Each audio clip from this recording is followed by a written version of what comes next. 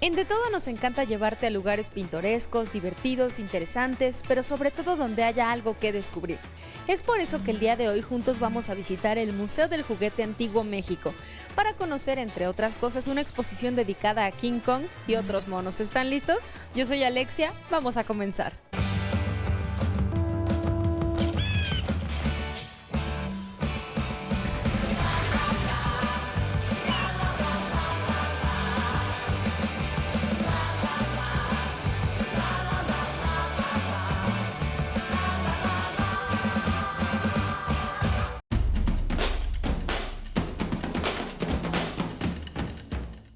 Cuando hablamos de King Kong, estamos hablando de un personaje que no solamente revolucionó el universo del cine, sino que también se posicionó como uno de los personajes más queridos en la audiencia y fue replicado en múltiples versiones en todo el mundo.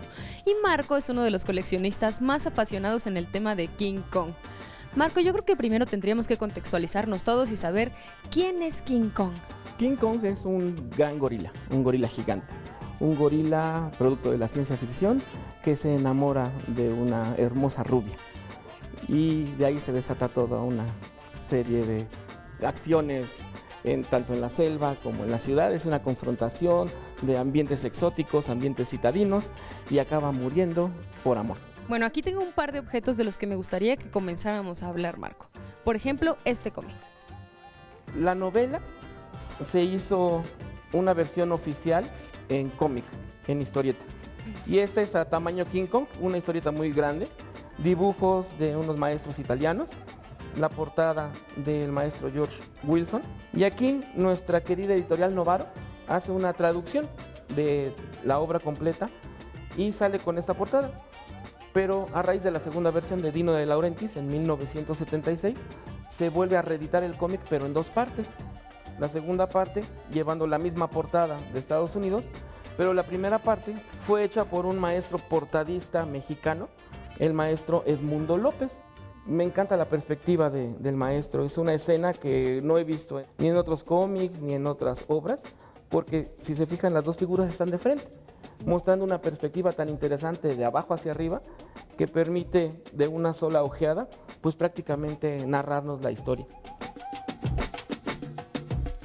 Entre los muchos objetos que colecciona Marco encontramos uno que me fascinó completamente, puesto que se trata de una pieza original en donde vemos el esqueleto para el muñeco de animación de stop motion de King Kong. Esta es una réplica fiel del esqueleto de metal de Kong de 1933.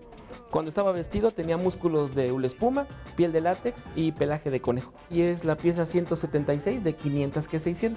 Si bien con anterioridad se habían hecho ya películas de dinosaurios, con Kong fue que se afina esa tecnología. Incluso se tiene que inventar una cámara especial de 2 lentes para poder sincronizar el movimiento de la animación de los modelos, dinosaurios y el mismo Kong, y la actuación de las personas para hacerlos aparecer a escala, las personas pequeñitas y King Kong gigante. Pero el verdadero tamaño de Kong fue escasos 50 centímetros totalmente erguido. Y de películas se generaron otras dos, una segunda versión en 1976 por el maestro Dino De Laurentiis y en el 2005 por Peter Jackson. Aquí podemos encontrar prácticamente un objeto de cada una de las épocas diferentes de King Kong. ¿Qué otros artículos tenemos aquí exhibidos, Marco? Bueno, de 1933 tengo unas revistas mexicanas. De 1976 tengo fotografías de prensa de Jessica Lange que no salen a publicidad. Y me interesa mucho la presencia de Kong en México. Y hay algunas revistas, algunos objetos de memorabilia muy interesantes. También uno de los objetos que a mí me parece una joya es el pelo certificado de King Kong. Ese es un objeto curioso, piel de oso, que fue de lo que recubrieron al disfraz de King Kong de 1976. Una de las piezas más especiales de toda la colección para mí es ese vasito de papel autografiado. Sí, en efecto, es doble joya. El autógrafo de la actriz Jessica Lange de la segunda versión de Kong, y es mi certificado de autenticidad de ese collar que adquirí, que fue usado en la producción. ¿Y qué hay con la máscara? Esa máscara, una de dos. Lejanamente probable que sea la que se usó en la película o que sea el prototipo de la máscara del brujo. Está hecha de fibra de vidrio, pero aparenta ser madera. Hasta las ediciones de las películas que han salido de King Kong. Y tenemos cinturones, tengo calcetines, muchas figuras de peluche, loncheras, dulceros y bueno, no acabaríamos. ¿Qué es lo que te ha dejado esta colección en tantos años de armarla, Marco? Pues Kong me ha acompañado desde la infancia, entonces es parte de mi vida. Muy satisfactorio el estar encontrando cosas, cada vez sigo comprando cosas, sigo encontrando, me siguen regalando cosas. Y alguna vez me preguntaron Kong qué representaba para mí, y pues simple y sencillamente en una palabra es convicción de plantarse uno un objetivo y cumplirlo. A como te vaya en el camino, pero persigues tus sueños.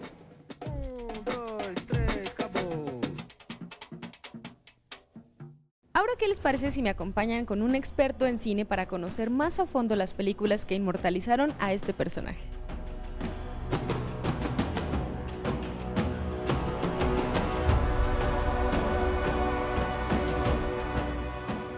King Kong tiene un paso por el cine muy importante. Empezó en 1933 en una película producida por los estudios RKO y dirigida por dos directores muy importantes en la época, que eran Merian C. Cooper y Ernest B. Schoedsack. Es una película de aventuras como nunca se había hecho antes. Es muy interesante porque la película empieza en uno de los momentos más fuertes de la depresión en Estados Unidos. Y algo que logra la película es cambiar completamente de género. Empieza siendo una película que nos habla de la depresión, de la pobreza en Estados Unidos, del hambre, y de pronto nos lleva a una isla y se vuelve de género completamente fantástico, pero sin perder su crítica. Muchas personas y muchos críticos de la época comparaban a Merian C. Cooper, al director, con el protagonista de su película, que era Carl Denham, interpretado por Robert Armstrong, que era un director de cine que buscaba filmar y llevar a las salas la historia de aventuras más grande de todos los tiempos, ¿no? El espectáculo más impresionante que la gente pudiera ver. Los efectos especiales hasta ese momento se hacían con pantalla, con una técnica que se llama rear projection, que es una proyección en el fondo, como su nombre lo dice, en donde los efectos especiales se proyectaban en la pantalla y los actores enfrente reaccionaban a lo que estaba pasando en pantalla detrás. Lo que hace King Kong es que sí utiliza la proyección trasera, pero además utiliza el stop motion y hace que los actores interactúen como no se había visto con los efectos especiales que estamos viendo en la pantalla en la parte de atrás.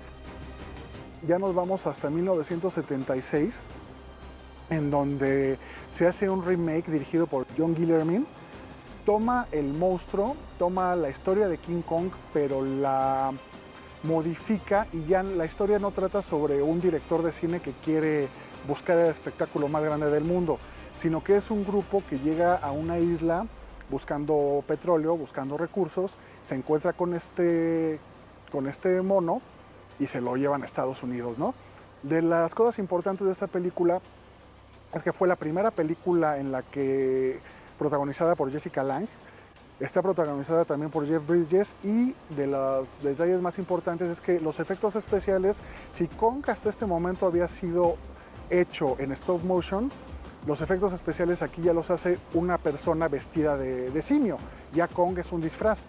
Los efectos especiales los hace Carlo Rambaldi, pero la persona que está dentro del disfraz de Kong va a ser también uno de los posteriores más importantes artistas de los efectos especiales, que es Rick Baker. El clímax de la película ya no es en el Empire State, ahora es en las Torres Gemelas, también por eso tiene su importancia histórica, la película de 1976 de King Kong. Hasta 2005, que nos trae una de las más afortunadas para mí versiones de King Kong, que es la dirigida por Peter Jackson. La productora le dio carta abierta para hacer lo que él quisiera con con el presupuesto que él quisiera, y pues así lo hizo, y hasta el momento, hasta 2005, fue la película más cara realizada en Estados Unidos. Es importante porque Peter Jackson desde los 12 años se enamoró del personaje y fue uno de los motivos que hizo que él se dedicara al cine.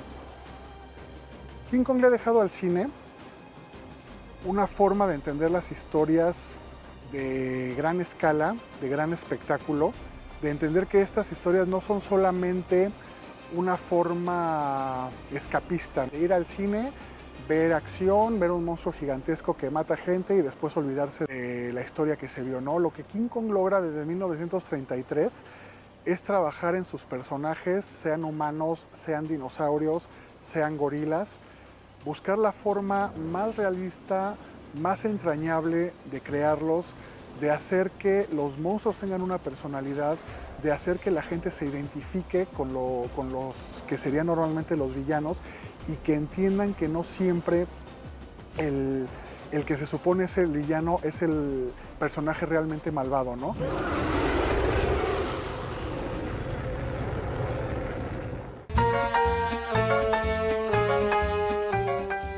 Estamos con el arquitecto Roberto Shimizu. Él es el coleccionista a quien debemos que nosotros podamos no solo apreciar estos hermosos y valiosos objetos, sino también convivir con la nostalgia, sonreír con ella y, ¿por qué no, hacer un viaje al pasado aquí en el Museo del Juguete Antiguo México?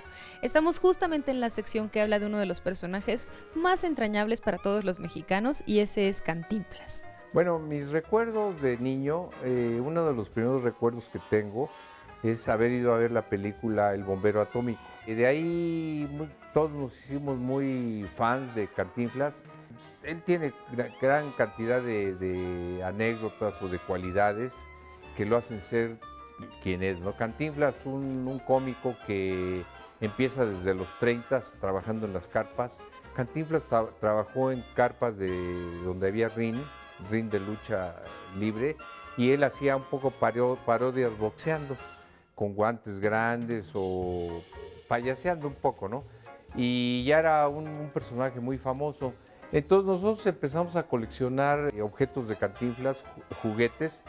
Quizás en juguetes es el personaje más reproducido en la historia de México, mucho más que el Santo. Cantinflas sí tuvo carritos, tuvo organilleros, tuvo televisioncitas, tuvo cantidad de personajes. Y nosotros hace tiempo conocimos a Juan Manuel Guillén, alias El Pato, que fue quizás el que más dibujos hizo relativos a Cantinflas, ¿no? Él es un gran muralista.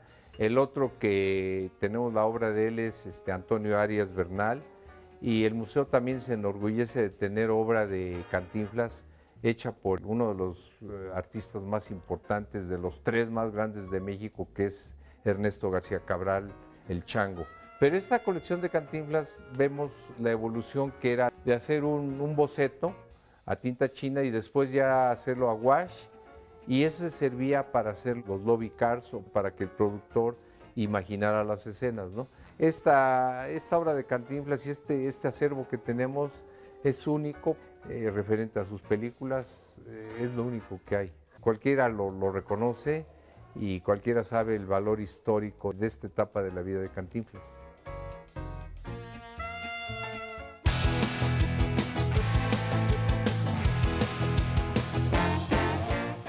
Otro de los sitios favoritos por todos los visitantes a este museo es sin duda en donde se encuentran todos los artículos de lucha libre. Y es que la lucha libre finalmente representa una parte muy importante en la tradición y la identidad de todos los mexicanos. Sí, la lucha libre llega a México en el 33 y las arenas eran improvisadas, ¿no? Muchas veces era un galerón donde vendían madera y ahí improvisaban un ring. Y ya en el 42, cuando estaba ya la guerra, la arena Coliseo se le ocurre hacer un personaje que iba a ser el catalizador contra, ya desde esos tiempos y desde mucho más atrás, los extranjeros, ¿no? Entre ellos los americanos. Entonces, el Santo es un luchador nacional que llega a derrotar a los extranjeros, ¿no? Entonces era una catarsis. Y en el 50, cuando llegó la televisión, fue ya cuando realmente la lucha se hizo un fenómeno de cultura popular fantástico, ¿no? Yo empecé a coleccionar mucho del Santo porque el Santo era el prototipo del luchador técnico que sufría muchas vejaciones por los rudos, pero él se iba imponiendo, ¿no? Esto no es cuestión de luchar bien o luchar mal, sino que tenía un carisma especial que lo hizo ser el gran ídolo de México. Pues tuve yo la fortuna de vivir esa época y de poder accesar a esos coleccionables que nadie se preocupó de juntarlos, y ahorita en estos tiempos son un testimonio único de las luchas del Santo, ¿no? Tenemos programas donde en un solo día él luchaba en 3 arenas, ¿no? Se ponía en una el Hombre Rojo, en otra se ponía como Rudy Guzmán y en otra como el Enmascarado Rojo, o de A Tiro Sin Máscara, ¿no? Él trabajaba muchísimo, era muy serio, tuvo un don de Dios que fue casi nunca lesionarse. Entonces tuvo una carrera, pues la más longeva que hay en la historia de la lucha libre mundial.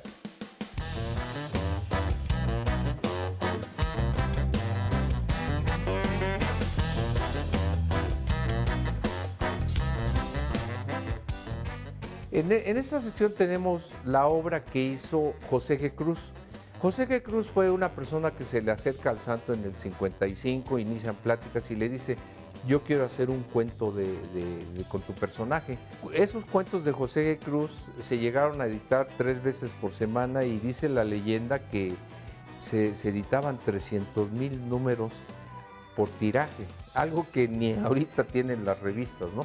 Bueno, y esos cuentos ayudaron a la alfabetización del país, porque la costumbre era que un niño, el que sabía leer, se sentaba, leía el cuento, y todos estaban viendo ahí el cuento y empezaron a leer.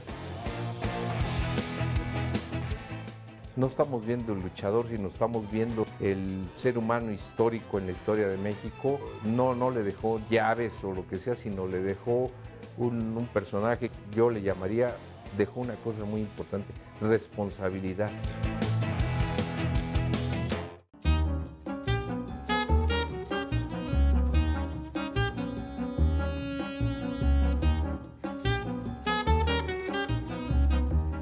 Una de mis áreas favoritas en este museo, que trae particular nostalgia a las niñas que crecimos en la década de los 90 y también a nuestras mamás, es donde se exhiben muñecas del tipo Barbie, que en México eran la señorita Lili y Bárbara. Sí, bueno, esta es una colección única en el mundo.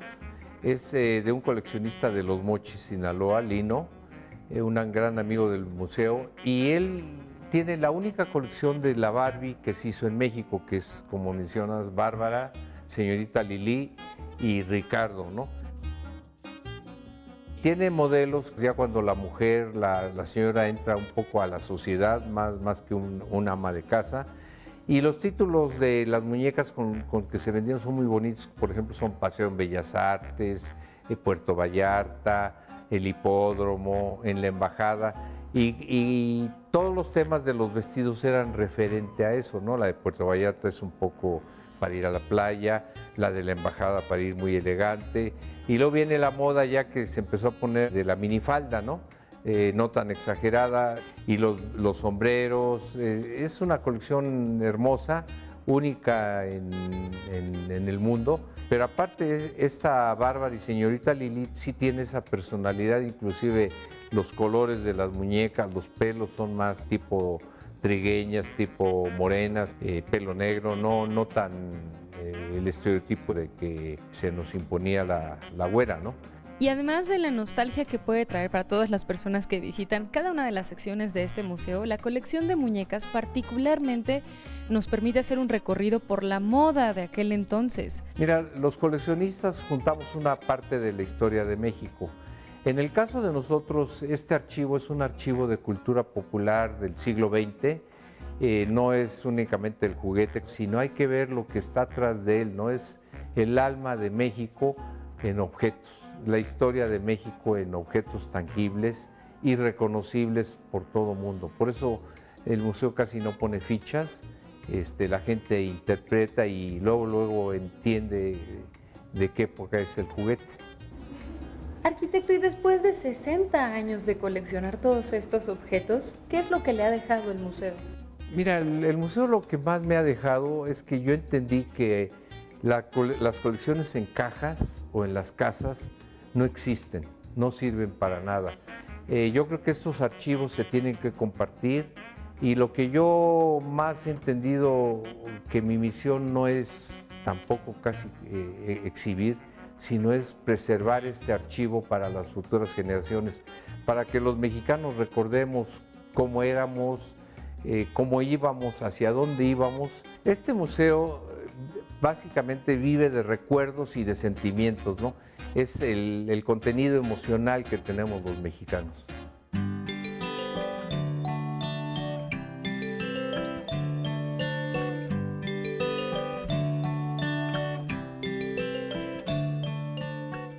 César lleva cerca de 10 años coleccionando estas muñecas. ¿Cómo comenzaste esta colección, César?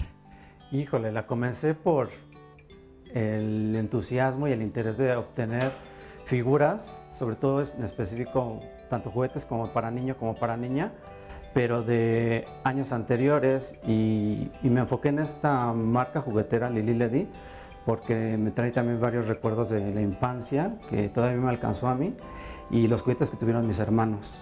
Entonces es por ello que llevo ya 10 años coleccionando y en específico conformando esta colección de muñecas Lili.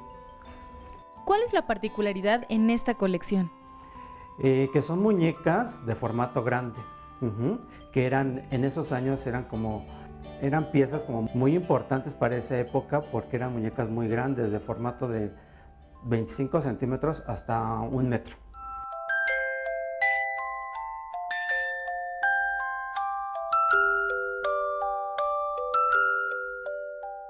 Sabemos que dentro de una colección hay algunas piezas que son más valiosas o quizás resaltan más que otras.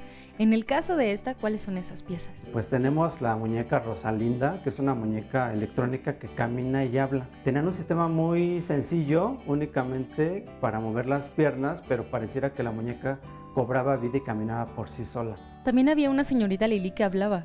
Sí, efectivamente hay una señorita Lili, Bárbara Parlante, que tenía un cordoncito, un sistema que la hacía hablar.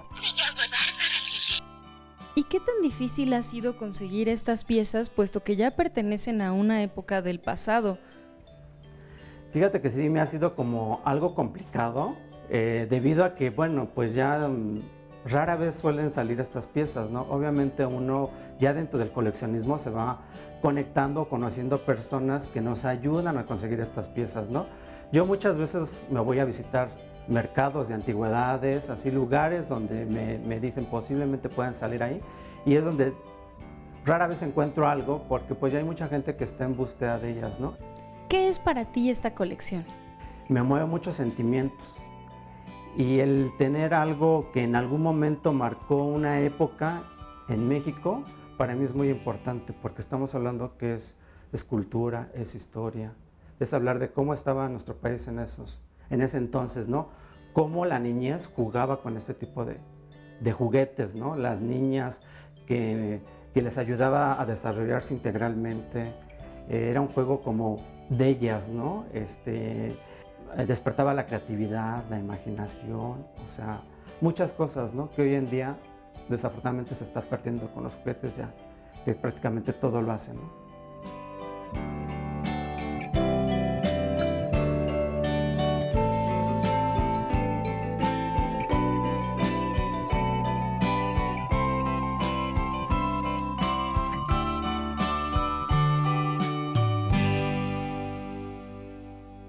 Cuando visitamos este museo no solamente revivimos hermosos recuerdos, sino que también tenemos la oportunidad de conocer una parte de la historia de México inmortalizada en objetos que para todos han sido muy valiosos, juguetes.